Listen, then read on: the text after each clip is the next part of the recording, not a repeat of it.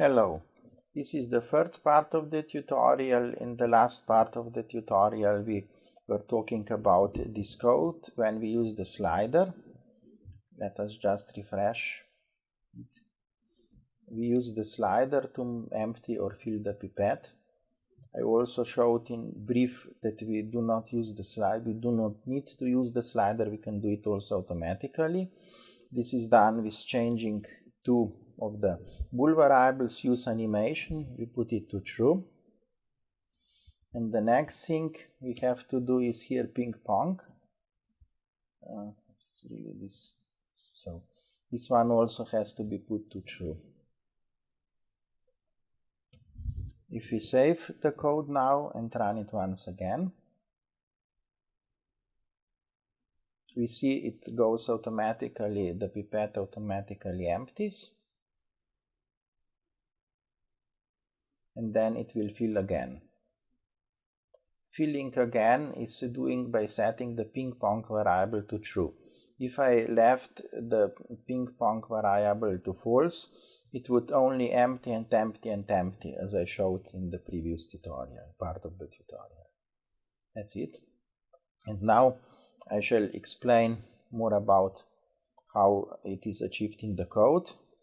The code is composed of the several parts. Here is that slider part which I explained before, and what we shall talk today, not in this part, is about run the blend function. Now I enlarge it.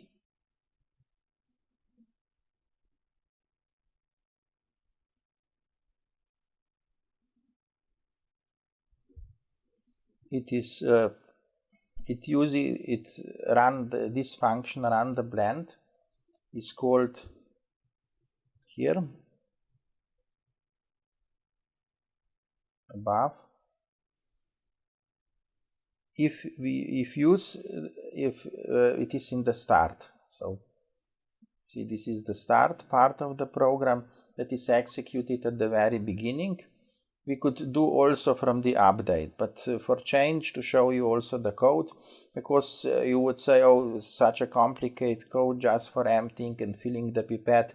Yes, you might be true, but what I'm explaining here is the basic procedure that I devised for for animating blend shapes, and not only one blend shape, but up to 20 or any number you want. In fact, if you increase this array, here it is 20 cells in the array, but you can make it 100 if you like, very easily. So you can use any number of the blend shapes to execute, to blend the shape in the succession. So this is, I think, very useful for the virtual laboratory. And this is the point of this code. It is not the point just emptying or filling the pipette. Run the blend is used with the procedure invoke repeating. It is a procedure in Unity that repeats it starts repeating at the start time, and then it repeats at the interval time. Let us look at the start time. The start time you can get here above. You see it is 1 second. I set to wait for 1 second and then to start the animation. And the repeat interval time, how many times it is repeated, the procedure. It is 10 times per second. This means, what happens 10 times per second? I show you. Wait for 1 second, and 10 times per second the slider moves forward for 1 step. So to say, in other words, it would be that the frame is 10 per second, or there is 10 frames per second. In other words, this goes with the velocity 10 frames per second. If I put here much smaller value, then in this case it would be 100 part of the second. So the film would run, the game would run with 100, the blend shape sequence would be as far with 100 frames per second, with 100 changes per second.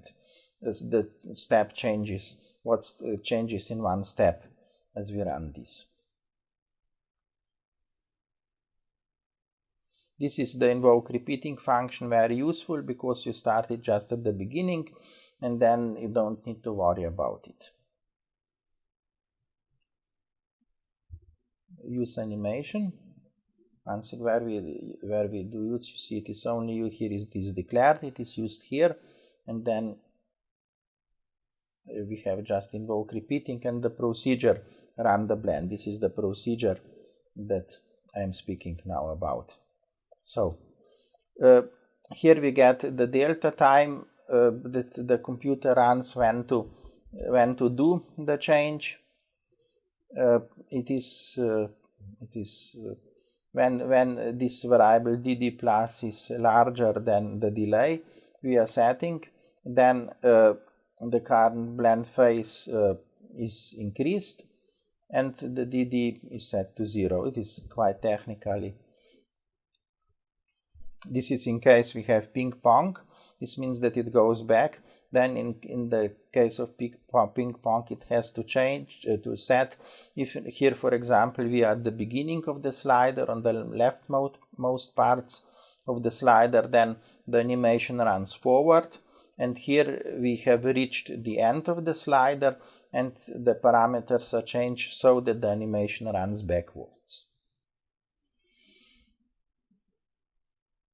On the other hand, if we are not doing the ping pong animation, but we are restarting the animation from the front again, it is if the slider has reached, the automatically moving slider knob has reached the end, the rightmost part, then it is simply reset to 0. And if it is smaller than 0, in fact this is not happening here, but I put in code in case somebody would manually move the slider, but then it also, I think it doesn't appear at all, then it is also set to 0. It is just, I think this part is not important. One could erase it without any problems. So that's it. That's it. Let us look once again how it works. Oh, I forgot to save it. But I think we didn't make any changes, which we shall just close without saving, because I was just showing you. So in case I did some mistake, it is then no tragic.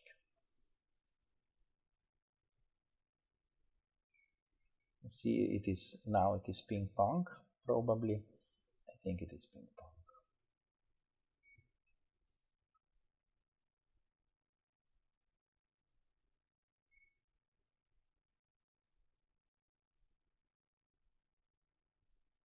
Yes.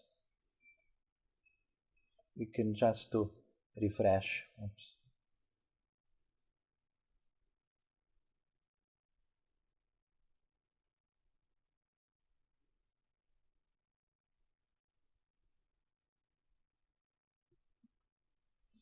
If we set ping pong to false and save and run once again, then the animation will run from the start.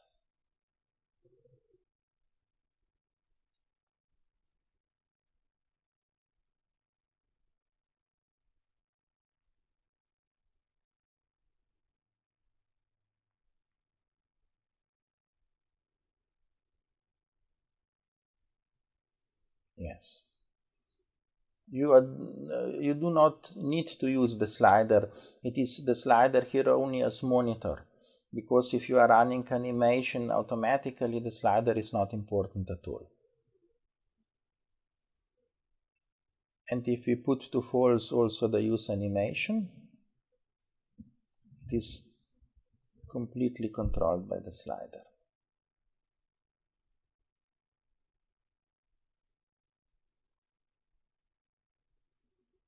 In addition to the pipette, you can also animate this way, for example, a hand that is filling and emptying the pipette, and you can take the pipette and move it around. Maybe it is the best strategy to make an empty game object and let it name the pipette group. Or pipette group. Put the pipette inside, all this stuff, glass, water,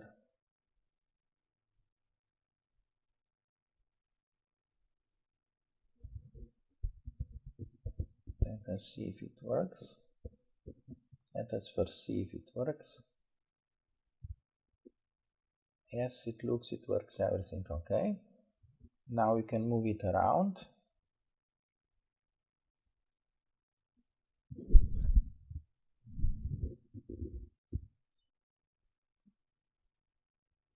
It still works nicely. You wonder why there is nothing going out. It is just a simple animation of drops going out of the pipette that you can add to this group, and that animation is shown when the pipette is emptying. On the other hand, when the pipette is filling, there should be another object here below, a glass of water that is emptying when you are sucking in the fluid in the pipette. So you could then simply animate the pipette group. If you go to animation, add curve, new animation for example, and go to transform, transform position. We added here the position, then we go to 1 second, we change here the position, and we can increase this to 1 second and 50 seconds, to 2 seconds, it is still on the screen, and put it a little so, and let us see how it works now. Stop here and yes, it works. Now we can start the program. Here the animation is running, and also the pipette you see is emptying and filling, so everything works. This way you can make very simply an animation that brings the pipette from the container to the tube, to the eprovette where you want to empty it or something like this. So I think it's a nice piece for you to try. Have fun. Thank you very much.